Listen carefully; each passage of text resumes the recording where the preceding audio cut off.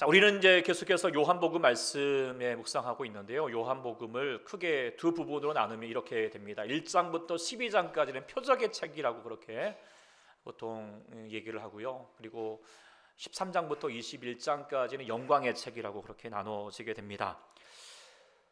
우리가 이제 12장까지가 어제 우리가 큐티를 통해서 1월 달부터 계속 묵상해 왔죠. 그리고 그 묵상을 통하여서 우리가 봤던 것처럼 표적, 그러니까 하나님이 행하시는 놀라운 기사, 뭐 병을 고친다든지 물을 포도주를 만든다든지 마지막으로 죽은 나사로를 살린다든지 그 놀라운 것을 통해서 무엇을 행하고자 하셨던 거죠? 예수 그리스도를 믿게 하려고, 예수님이 하나님의 아들이시고 그리스도이시다, 메시아이시다, 구원자이시다 라고 하는 것을 믿게 하려고 했습니다. 그리고 이제 12장 이제 우리가 보면은 그 결론의 말씀이 이렇게 요한복음에 기록되어 있는데, 자, 그렇게 예수님께서 표적을 통하여서 믿게 하려고 하셨는데 어떻게 되었는가? 12장 37절에 이렇게 기록되어 있습니다.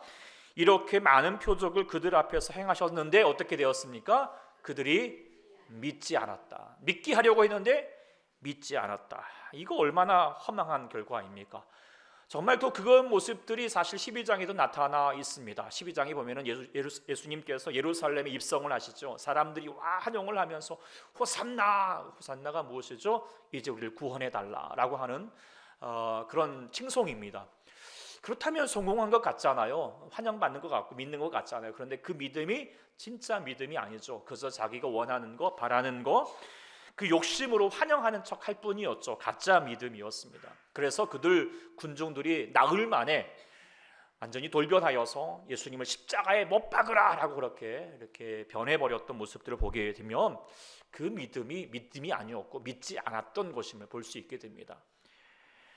그나마 제자들이 있었는데요. 제자들도 근데 사실 엉망입니다. 네, 그래서 마태복음 20장에도 또 그 뭐 다른 본문도 보고 있으면 예수님께서 예루살렘에 입성하기 전까지 그들이 뭘 하고 있습니까? 그의 수제자였던 야고보와 요한도 예수님 그의 어머니를 대동을 해가지고 예수님께서 예루살렘에 가셔서 정말 다시 한번 등극을 하시거든 한 자리는 좌편에는 우리 요한을, 오른편에는 또 우리 야고보를 있게 해주십시오. 인사청탁을 하고 있죠. 또 이거 소문을 듣고 나니까 이제 또 제자들이 시기와 질투로 막 서로 화를 내고 막 분을 내고 싸워대고, 아유 엉망입니다. 네. 그토록 3년 동안이나 제자들을 기르기 위해서, 제자들을 양육하기 위해서 헌신하시고 예를 쓰셨는데 저들의 모습은 여전히 정말 엉망인 것이죠. 그렇다면 3년 동안 이 1장부터 12장까지 하였던 모든 사역의 결과는 뭐죠? 실패입니다. 인간적으로 보면 실패잖아요. 네. 그런데요, 우리가 아는 것처럼 우리 예수님의 사역은 실패했을까요? 결코 실패하지 않으셨습니다. 예수님의 십자가 위에서 외쳤던 것처럼 내가 다 이루었다라고 하시는 것처럼 하나님의 온전한 사역들을 완성하셨던 분이었습니다. 세상 누구보다도 온전하게 자신에게 주어지는 사명을 이루신 분이 없습니다. 그리고 위대한 삶을 사셨습니다. 가장 성공한 인생을 사셨던 것이죠. 그렇다면 12장까지는 실패하였다라고 결론을 내렸는데 어떻게 다시 13장에서부터 정말 이 반전된 삶, 성공된 삶을 이루실 수 있었을까? 그것은 한마디로 말하면 십자가 때문이죠. 그리고 십자가 안에서 녹아져 있던 사랑 때문입니다. 그래서 요한복음은 1장부터 12장까지는 믿음을 강조하시지만 이제 13장부터는 사랑에 대해서 강조하십니다. 사랑을 강조하시고 사랑을 설명하시고 사랑을 부탁하셨고 십자가로 사랑을 완성하셨습니다. 그래서 예수님의 사역은 사랑으로 성공하셨던 분이시죠. 우리가 이 사랑을 알아야 합니다. 배워야 합니다. 누려야 합니다. 세상은 어느 때나 사랑에 대해서 이야기하죠. 가장 흥미롭게 관심을 갖고 있는 주제입니다. 그래서 어느 노래처럼 사랑 참 어렵다, 쉽지 않다, 공감하잖아요. 사랑은 참 야속하더라, 사랑은 창밖에 그물 같더라, 이렇게 하여튼 말하잖아요. 요즘 가요는 뭔지 모르겠지만 어쨌든 그렇게 얘기하잖아요. 그렇지만 다 어렵다. 그래서 사랑에 울고 웃습니다. 이 사람이다 싶어서 사랑하지만 사랑은 변하여서 그 사랑에 실패한 인생들이 참 많잖아요. 왜 그런가? 사랑은 그냥 되지 않기 때문이에요. 저절로 되는 사랑, 그냥 뭐 되는 대로 되는 사랑은요, 사실 가짜 사랑일 때가 많죠. 변질된 사랑일 때가 참 많습니다. 그래서 사랑은요, 배워야 합니다. 배워야 한다라고 말합니다. 좋은 삶은 무엇일까요? 다른 것보다도 좋은 사랑이 우리 안에 이루어지는 것이잖아요.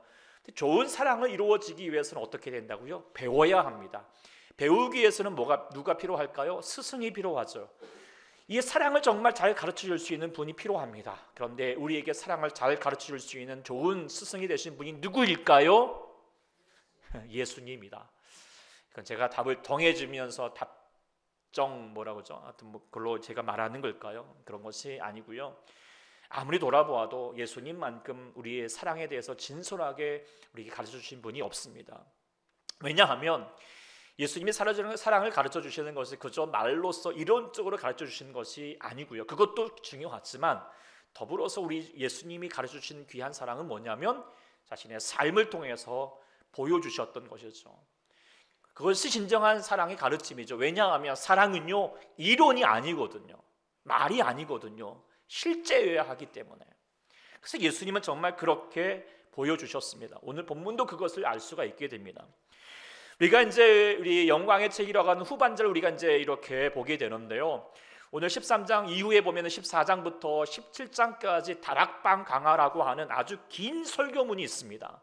예수님의 주옥 같은 말씀이 잘 녹아져 있습니다. 그리고 그 말씀을 하시고 십자가의 현장으로 나아가게 되시는데요.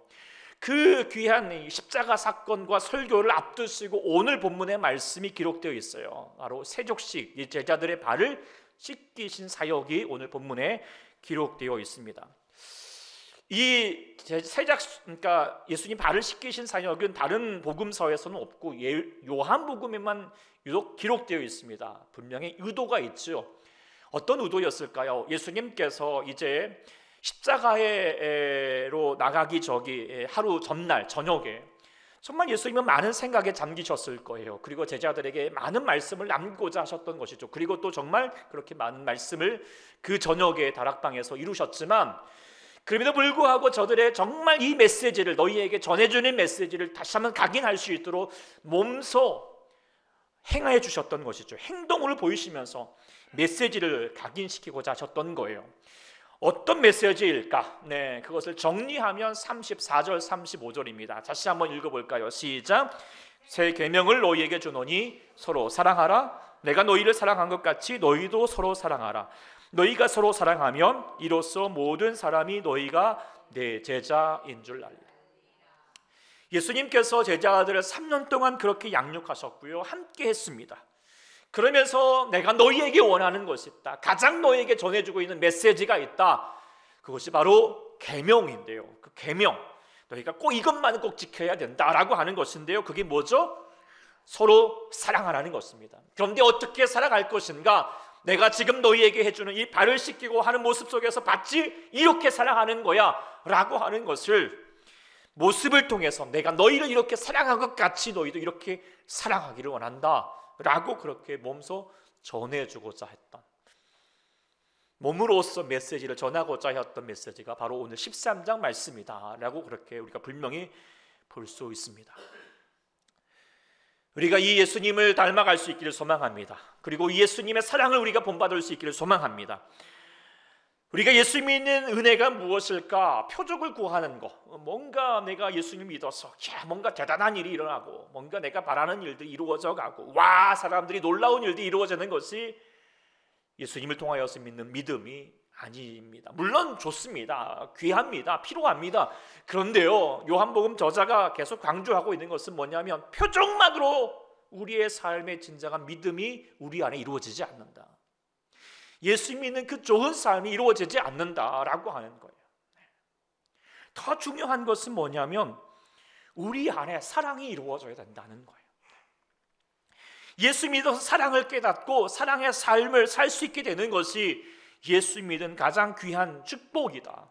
그렇기 때문에 너희에게 계명으로 부탁하시는 것입니다. 너희가 서로 사랑하라. 그런데 그것이 말이 아니라 내가 모습으로 보여주고 있니? 너희가 이 모습을 보고 너희들도 그렇게 사랑하였으면 좋겠다라고 말씀하시는 모습이 바로 오늘 본문의 내용입니다. 사랑하는 여러분들도 예수 믿는 은혜가 있기를 소망하십니까? 예수 믿어서 좋은 삶이 되기를 소망하십니까? 그렇다면 오늘 본문을 통해 주셨던 예수님이 행하셨던 그 사랑, 오늘 또 우리가 다시 한번 누릴 수 있는 우리 모두가 될 수 있기를, 배울 수 있는 자가 될 수 있기를 소망합니다. 오늘 예수님께서 우리에게 보여주시고 가르쳐 주셨던 사랑은 무엇인가? 첫 번째는 바로 끝까지 사랑한다라고 하는 것을 오늘 보여주고 계십니다. 오늘 요한복음 기자는 예수님의 마지막 일주일을 기록하면서 그 첫 번째 문장을 다음과 같이 시작하였죠. 1절 같이 또 읽어보겠습니다. 시작. 유월절 전에 예수께서 자기가 세상을 떠나 아버지께로 돌아가실 때가 이른 줄 아시고 세상에 있는 자기 사람들을 사랑하시되 끝까지 사랑하시니라. 사랑하시지만 언제까지? 끝까지 사랑한다. 누구나 사랑하기는 쉽습니다. 네, 그렇죠. 그러나 끝까지 사랑하기는 어떻습니까? 때로는 쉽지가 않아요. 네, 그러지 않을 때가 많습니다. 왜 그럴까요? 사랑을 포기하게 만드는 요소들이 많기 때문이죠. 오늘 예수님께도 마찬가지예요. 제자들, 그게 사랑하는 사람들 사랑하는데요. 그런데 그 제자들 어떻습니까? 예수님은 지금 잠시 후면 십자가 고난의 현장을 가셔야 되는데 이 제자들은 그런 거에 신경도 안 쓰고 그냥 자기가 높은 자리에 올라가겠다고 경쟁하고 있습니다. 그리고 십자가 앞에서 다 도망쳐버리는, 배반해버리는 그런 모습들을 지금 예수님은 알고 있습니다. 이런 이렇게 너희가 사랑받을 만한 존재들이냐 라고 여길 수 있겠지만, 그러나 예수님은 언제까지? 끝까지 사랑하시는 거예요. 예수님을 따르던 제자들도 그저께 호산나 하면서 외쳐갔지만 그 모습이 정말 자기 일속만 챙기는 가짜 환영이는 가짜 믿음을 분명히 알고 계시지만 예수님은 어떻게 합니까? 십자가 위에서도 하나님 저들을 용서해 달라고 외쳤던, 끝까지 사랑하셨던 주님이십니다. 그리고 무엇보다도 오늘 본문 2절을 보고 있으면 아주 의미심장한 메시지를, 끝까지 사랑하는 것이 무엇인가를, 그 대상이 누구인가를 보여주고 있는데 2절을 보고 있으면 누가 등장을 합니까? 바로 가룟 유다입니다. 가룟 유다가 예수님을 팔려고 하는 생각 가운데 있음을 지금 치사해 주고 있습니다. 이 가룟 유다가 어떤 사람입니까? 예수님을 따르던 제자였습니다. 그런데 마귀의 꾀임에 빠져가지고 예수님을 배반하고자 합니다. 예수님을 팔아버리려고 합니다. 자기 일속을 챙기고자 합니다. 예수님이 그 사실을 몰랐을까요? 11절에 보고 있으면 그 사실을 다 알고 있습니다. 그럼에도 불구하고 예수님은 가룟 유다를 포기하지 않습니다. 곧바로 이어지는 세족식 속에서 제자들의 발도 씻겼지만 에이 가룟 유다 너는 안 돼 이라고 했을까요? 그러지 않았습니다. 가룟 유다도 다가왔을 때 똑같은 마음을 가지고 그의 발을, 아니 누구보다도 더 간절한 마음으로 씻었을 것입니다. 그러면서도 그가 잘못된 선택을 뉘칠 수 있도록 계속 기도하셨고 기회도 주시고 경고도 하셨죠. 그런데 가룟 유다는 고집을 꺾지 않습니다. 이런 모습을 보고 있는 가룟 유다를 향하여서 예수님의 마음이 어떠했을까요? 이런 나쁜 놈들, 내가 너 이렇게 하고 있는데 네가 어떻게 나한테 그럴 수 있을까? 근데 그렇게 하지 않았습니다. 21절에 보면은 그 예수님의 그 마음이 담겨져 있습니다. 예수님께서 가룟 유다에게 말씀하시고 나셔서 그의 심령이 괴로웠다라고 얘기를 해요. 이 괴로웠다라고 하는 단어가 이제 헬라어로 본문으로 보면 타라시라고 하는 단어인데요.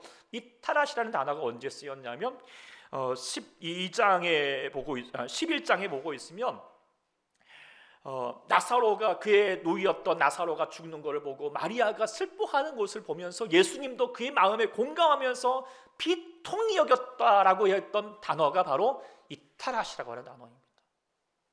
사랑하였던 그 마리아에게 행하였던 마음이나 지금 자기를 버리고 있고 배반하고 있고 끝까지 고집하고 있는 이 유다를 향하는 마음이나 동일합니다. 한결같습니다. 다르지 않습니다. 끝까지 사랑하고 있는 것이죠. 발을 씻기면서도 타락했을 거예요. 정말 안타까운 마음 가지고 끝까지 사랑하셨던 것이죠. 예수님은 끝까지 그렇게 가룟 유다를 사랑하고자 하셨습니다. 그런데 가룟 유다는 변절하였고 또한 포기해버렸습니다. 나중에 만일에 우리가 가룟 유다가 말씀드리지만 가룟 유다가 그래도 목숨을 포기하지 않고 끝까지 살아 있었더라면 예수님은 다시 끝까지 달려갔을 겁니다. 그리고 그를 찾았을 것입니다. 그리고 그를 용서했을 것입니다. 그를 품었을 것입니다. 끝까지 사랑하시는 주님이신가? 근데 가룟 유다가 먼저 포기해 버리니까 이런 안타까운 결말에 빠질 수밖에 없었던 것이죠. 우리들도 가룟 유다가 되기 쉬운 것 같습니다. 가룟 유다처럼 예수님을 팔고자 하는 것처럼 우리들도 예수님을 향하여는 마음이 어떤 것입니까? 뭔가 나의 기대가 있고 내가 원하는 게 있습니다. 그런데 기대대로 되지 않습니다. 그러면 예수님을 팔아버립니다. 그저 나에게 유익을 구하기 위해서 배반해버리는 것입니다. 이런 가룟 유다의 마음이 그냥 특별한 가룟 유다만 나쁜 놈이 아니라 사실 세상에서 추구하는 마음들이, 사랑이라고 외치는 것들도 그렇게 될 때가 얼마나 많습니까? 사랑은 다 철저히 자기 이기적일 때가 많거든요. 나를 위해서, 내가 좋아야지, 내게 유익이 되어야지, 조건적입니다. 줬으면 받아야지. 그래서요, 사랑이 쉽게 변합니다. 끝까지 나가지 못합니다. 주는 것만큼 되지 못하면 네가 그랬으니 나도 이럴 거야 라고 변해져 버릴 수 있는 모습이 우리의 모습들이고 끝까지 가지 못하는 것이죠. 그런데 우리 주님은 끝까지 행하시고 우리 걸 사랑하신 주님이십니다. 그렇다면 우리는 어떻게 해야 될까요? 우리들도 주님 앞에 끝까지 나아갈 수 있기를 소망합니다. 때로는 우리가 우리 모습에 대해서 실망하고, 때로는 우리가 우리 자신을 향하여서 포기하고 할 수밖에 없는 여러 가지 부족한 모습들이 있습니다. 그러나 예수님은 제자의 모습이 어떠하던, 군중의 모습들이 어떻게 돌변하던, 가룟 유다가 저렇게 꾀임에 빠져서 예수님 끝까지 이렇게 나가지 못하고 또 변해가는 모습들이 있다 할지라도 주님은 끝까지 변하지 않은 것처럼 우리 주님은 여러분들을 포기하지 않으신 줄 믿습니다. 온 세상 날 버려도 주 예수님은 어떻게 해요? 우리를 버리지 않으신 줄 믿습니다. 아멘. 그래서 우리는 포기하지 말아야 됩니다. 끝까지 사랑해야 됩니다. 우리가 하나님에 대해서 먼저는 그렇게 사랑해야 돼요. 끝까지. 물론 우리가 냄비 같잖아요. 우리가 떠늘 때는, 은혜 받을 때는 막 뜨거워지다가 조금만 우리가 힘들고 어려우면 식어져 갑니다. 그래서요, 우리가 우리 모습이 부끄럽습니다. 아마도 이 가룟 유다도요, 분명히 이게 뭔가 잘못됐구나, 이렇게 하면 안 되는 거였는데, 그래서요, 내가 염치 없지, 이렇게 하면 안 되지, 이래서요 나중에 후회하다가 어떻게 했죠? 포기해버렸습니다. 그런데 우리가 여러분 앞에 당부할 수밖에 없는 것은 가룟 유다처럼 포기하지 마십시오. 염치 불구하더라도, 염치 없어도요, 면목 없어도요, 그래도 주님 앞에 나가십시오. 다시 주님, 내가 이럴지라도 주님 나를 붙들어 달라고 주님 아버지 앞에 나아가십시오. 왜냐하면 우리 주님은 70번에 70번씩이라도 7번씩이라도 용서하라고 말씀하셨던 주님이시니까 용서하실 것입니다. 붙잡아 주실 것입니다. 사랑하실 것입니다. 끝까지 붙드신 주님이신 줄 믿습니다. 그러니 끝까지 나가십시오. 어떤 경우라도 붙들고 나가는, 포기하지 않은 여러분 될 수 있기를 소망합니다. 그리고 여러분들도 끝까지 주님처럼 사랑하는 자가 될 수 있었으면 좋겠습니다. 우리에게도 가룟 유다 같은 놈이 있죠. 놈이든지 하여튼 년이든지 어쨌든 아주 그냥 어째 사람이 저럴까라고 하여튼 생각만 해도 그냥 막 열이 받는 사람들이 있을 거예요. 근데 그런 사람들이 멀리 있는 사람입니까? 가룟 유다처럼 가까이 있는 사람들이에요. 믿었던 사람이죠.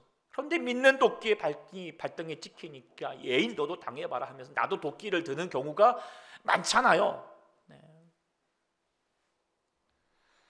그런데 우리는 주의 사랑을 받은 자, 끝까지 우리를 사랑하셨던 자로 우리가 사랑받았다라면 우리들도 그 사람을 향하여서 끝까지 사랑할 수 있는 자가 되었으면 좋겠습니다.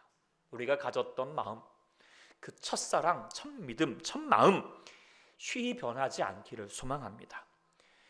비록 그 사람이 나를 힘들게 할지라도 예수님처럼 타락하면서, 아파하면서, 그를 향하여서 가슴 아파하면서 기도해 주시고 붙들어 주시고 용서해 주시고 사랑할 수 있는 자가 될 수 있기를 소망합니다. 그래서 우리도 주님처럼 끝까지 사랑할 수 있는 자가 되는 우리 하나님의 사랑받은 본받은 자가 될 수 있기를 소망합니다. 두 번째, 우리 예수님께서 오늘 본문을 통해서 보여주셨던 사랑은 무엇인가? 그것은 먼저 사랑하라라고 하는 것을 생각하게 됩니다. 오늘 예수님께서 제자들의 발을 이렇게 씻으셨죠.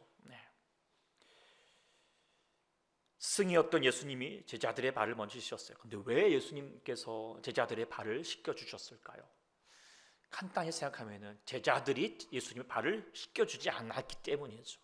제자들은 왜 제자들의 예수님의 발을 씻겨주지 않고 서로 발을 씻겨주지 않았을까요? 발을 씻기는 것은 종이 하는 일입니다. 그리고 또 서로 발을 씻겨주고 싶은 마음이 없어요. 왜요? 내가 높고자 하거든요. 내가 잘났거든요. 그런데 내가 어찌 너한테 발을 씻겨주겠는가? 종이 되고자 하는 마음이 없습니다. 섬김을 받고자 하지 섬기려 하지 않습니다. 그러니까 발을 씻길 수 없어요. 예수님께도 마찬가지예요.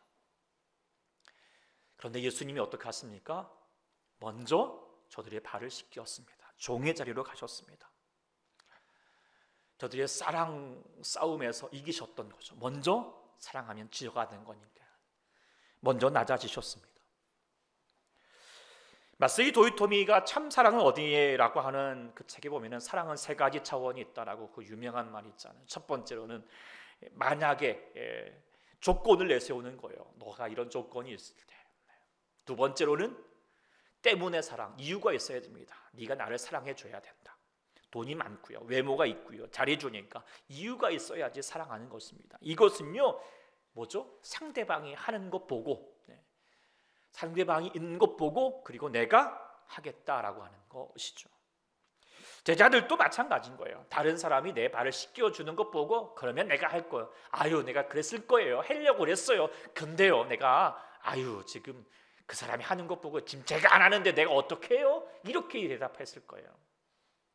근데 예수님은 그렇게 하지 않았어요. 세 번째 사랑이었습니다. 그럼에도 불구하고 사랑인 거예요. 조건과 이유를 뛰어넘어서 비록 그 사람에게 그런 조건이 없다 할지라도, 그 사람에게 그런 이유가 없다 할지라도 어떻게 해요?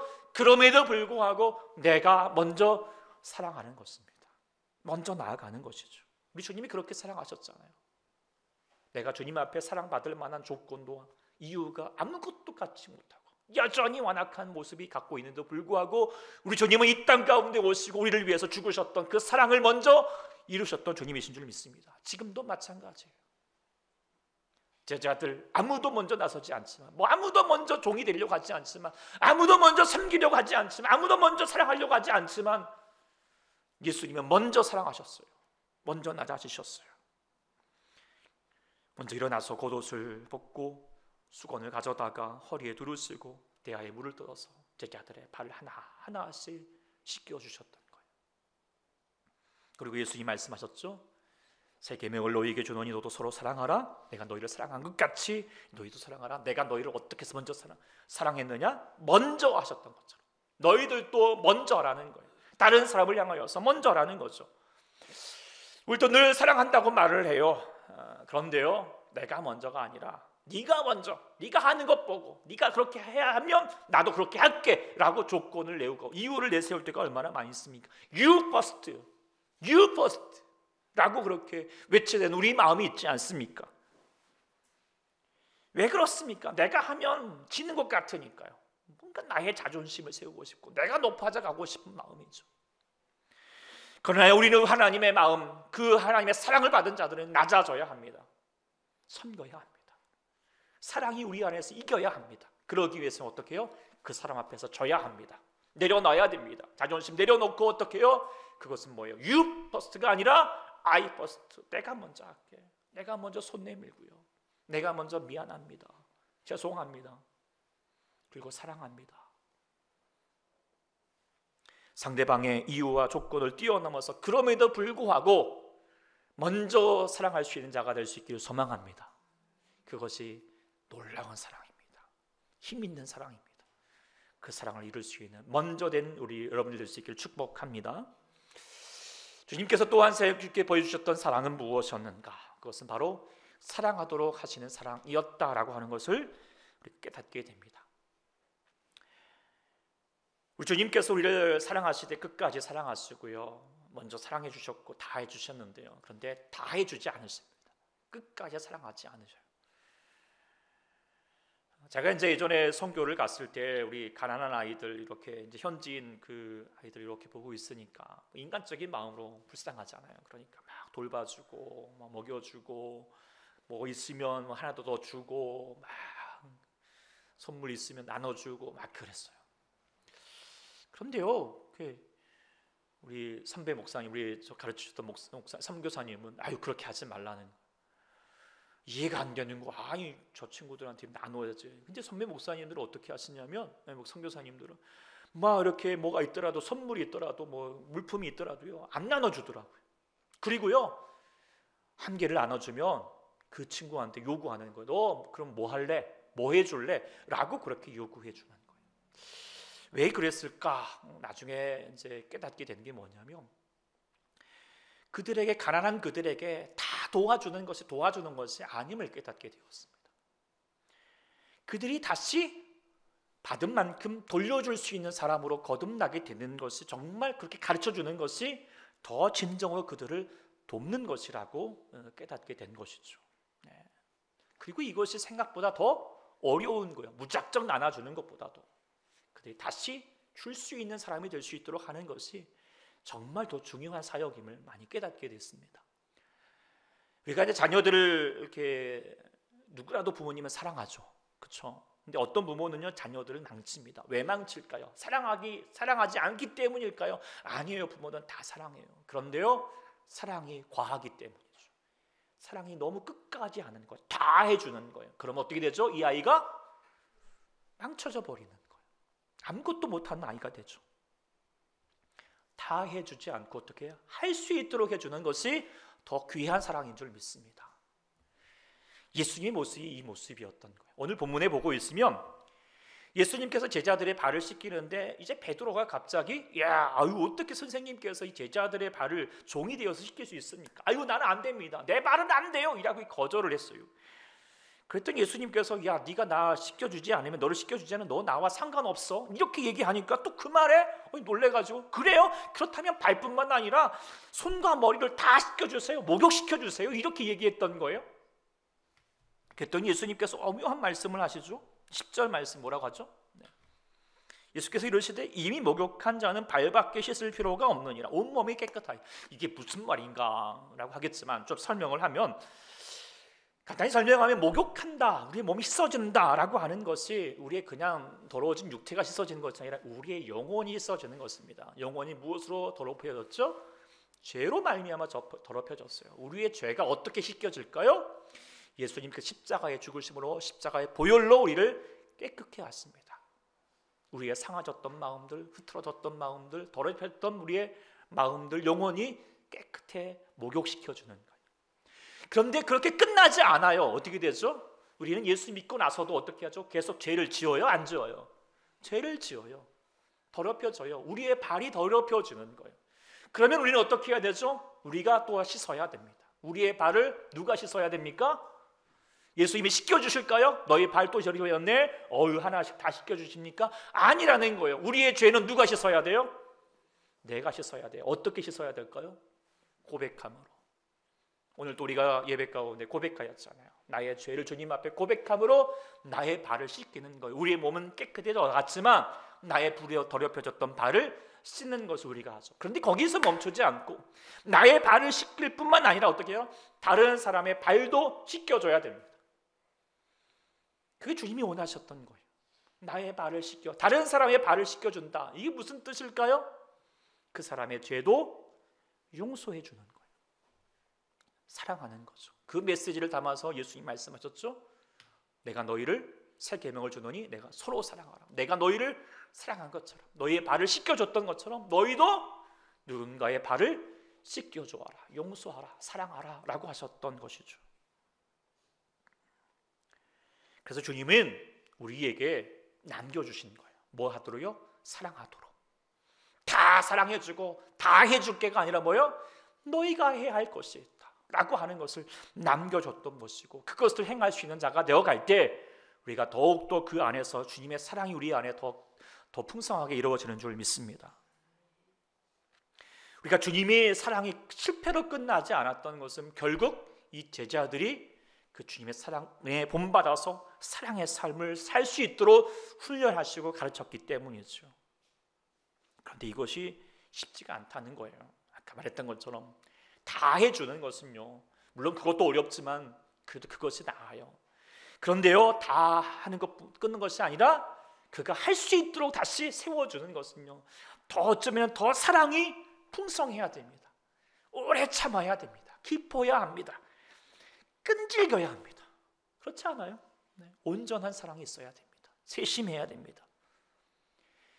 예수님의 사랑이 그렇게 풍성하였기 때문에, 깊었기 때문에, 온전하셨기 때문에 제자들이 이렇게 낸 것처럼 우리가 주님 사랑 안에서 다시 한번 나아가게 되지 않으려면 우리도 그렇게 누군가를 향하여서, 나의 주어진 삶을 향하여서 다시 그가 사랑할 수 있도록 다시 한번 우리가 기원할 수 있는, 가르칠 수 있는 사람이 될 수 있기를 소망합니다. 그것이 우리의 사명입니다. 성 어거스틴이 이런 말을 했어요. 누군가 성경을 읽고 더 사랑하게 되었다면 성경은 제 사명을 다한 것이다. 이 성경의 목적이 뭐냐? 이 지식을 얻고 야, 성경이 이런 것이, 아는 것이 중요한 것이 아니다. 성경의 사명은 뭐예요? 성경을 읽고 나서 내가 그렇구나, 내가 누군가를 더 사랑할 수 있게 된다면 그것이 성경이 주어지는 가장 귀한 사명이라고 그렇게 말해주는 거예요. 마찬가지예요. 우리가 예수 믿는 목적이 무엇이에요? 여러분, 예수 믿어서 우리가 여러분을 감당해야 될 뜻이 무엇입니까? 그것이 내가 예수 믿으니까 내가 하는 일들, 아니면 누군가가 내가 많은 지식이 있고 예배를 드리고, 그것이 아니라 진정으로 예수 믿은 은혜는, 그 기쁨은 무엇일까? 내가 누군가를 더 사랑하게 되는 것인 줄 믿습니다. 이것이 우리 안의 축복이고 또한 사명입니다. 예수 믿어서 좋은 삶입니다. 여러분, 예수 믿어서 좋은 삶을 살고 계십니까? 예수 믿어서 좋은 가정이 되어가고 있습니까? 여러분의 가정 안에 사랑이 더 풍성해져 가고 있습니까? 서로 사랑하십니까? 이게 관념적으로 말하는 것이 아니라 진짜로, 막 서로의 눈빛에 사랑이 그냥 탱글탱글하고 있고, 뭐 사랑에 뭐 있으면 사랑의 선물도 나눠주고, 무엇보다도 서로 사랑해요라고 그렇게 말을 하고 있습니까? 내가 말하는 것이 중요한 것이 아니라 사랑하는 그 사람들이 사랑한다고 말해주고 있습니다. 자녀들이 엄마한테 와가지고 사랑해요라고 해주고 있나요? 대답이 없는 것 보니까. 저도 이번에 이제 아버지 이렇게 병원에 계시는데 계속 이제 되도록이면 늘 매일 가고 있는데, 해야 하는 줄 알면서도 사랑합니다라는 말이 잘 안 되는 거예요. 어색해요. 왜 그럴까요? 안 받아봤거든요. 어릴 적부터, 옛날 우리 그 부모님 세대는 더 그랬으니까.